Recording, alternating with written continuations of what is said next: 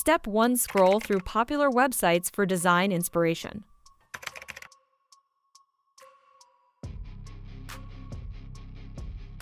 Step 2. Visit my favorite website for color palette ideas.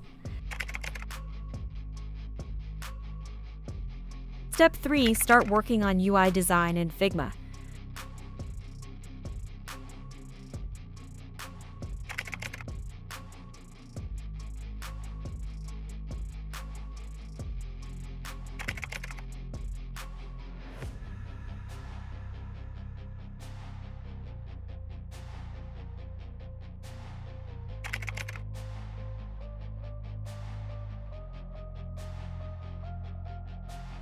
Step 4. Create a mock-up for the UI design.